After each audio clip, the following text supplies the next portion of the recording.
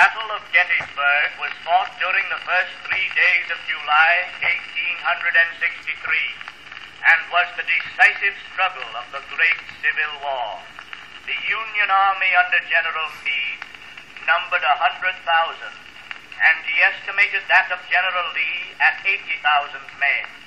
The world's history contains no story of more exalted heroism than that which marked the grapple of those mighty hosts, when the ground shook under the thunder of 225 cannon, and thousands gave up their lives for the cause which they believed to be just.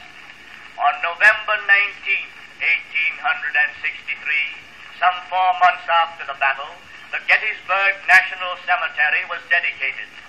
The address of Edward Everett occupied an hour, and was delivered with the skill and polish which stamped him as the greatest of then living American orators. At its close, when the applause had subsided, the tall, gaunt form of President Lincoln rose and came slowly forward.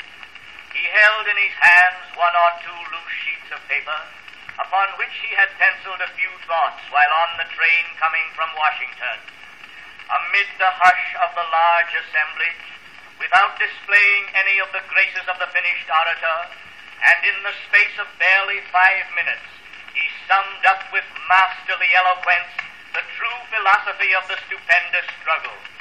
What he said will remain a classic through the coming ages. Listen to his immortal words. 407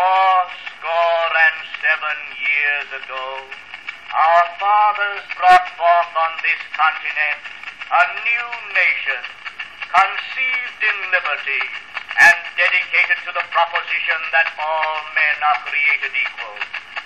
Now we are engaged in a great civil war, testing whether that nation, or any nation so conceived and so dedicated, can long endure. We are met on a great battlefield of that war.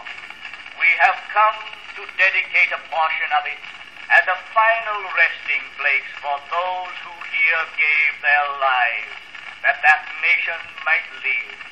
It is altogether fitting and proper that we should do this. But in a larger sense, we cannot dedicate, we cannot consecrate, we cannot hallow this ground. The brave men, living and dead, who struggled here, have consecrated it far above our poor power to add or detract. The world will little note nor long remember what we say here, but it can never forget what they did here. It is for us, the living, rather to be dedicated here to the unfinished work which they who fought here have thus far so nobly advanced.